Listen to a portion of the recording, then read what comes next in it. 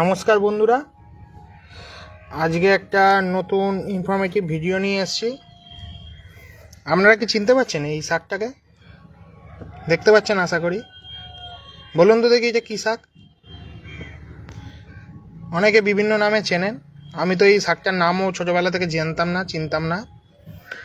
পরবর্তীকালে যখন এই চিকিৎসা নিয়ে চর্চা শুরু করি, যেটা আমাদের স্যারের দেখানো পথে হাঁটতে শুরু করি, তারপর যখন জানতে পারি যে বিভিন্ন শাকের বিভিন্ন গুণাগুণ, তখন এই শাকটা সম্পর্কে পরিচয় পাই। তাও নিজের চোখে ছোটোবেলা থেকে কোনো দিন দেখিনি।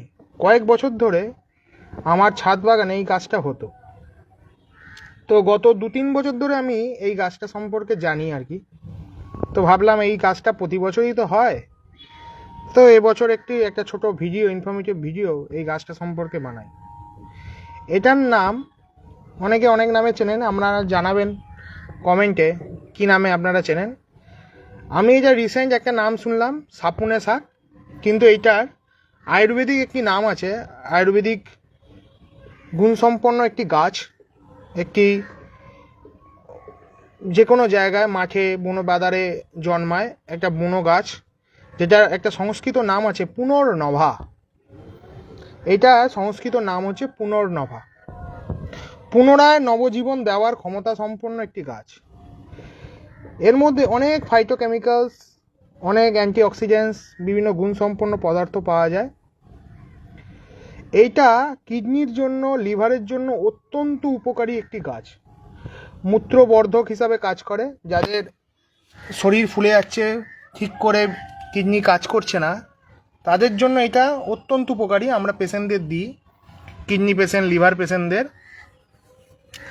এটা আর শুকনো করে আমরা কাড়া বানিয়ে, বা কেউ যদি শাক, এরকম কচি শাক, টাটকা শাক পান, তারা রান্না করেও খেতে পারেন, ভেজে বিভিন্নভাবে খাওয়া যেতে পারে। বয়েরভেরিয়া হেভিয়া ডিফিউসা এর বিজ্ঞানসম্মত নাম।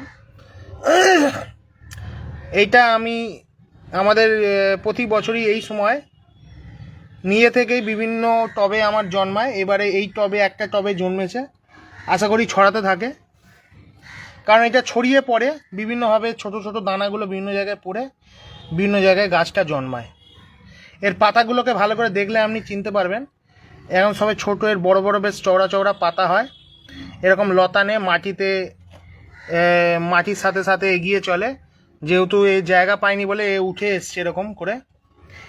এখানে যদি আমি ভেঙে অন্য জায়গায় বসিয়ে দিই, বেশ রসালো গাছ হয়, খেতেও খুব দারুণ হয়, খেয়েও দেখেছি আমি।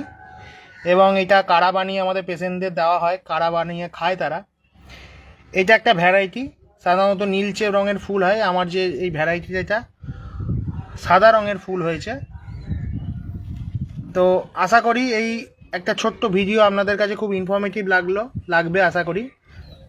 তো পারলে এই ভিডিওটা শেয়ার করবেন, লোকে জানতে পারবে, চিনতে পারবে, এবং এর উপকারী গুণ সম্পর্কে জেনে মানুষ খাওয়া শুরু করবে।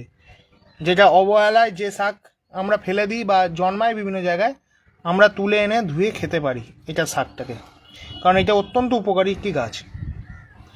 ধন্যবাদ।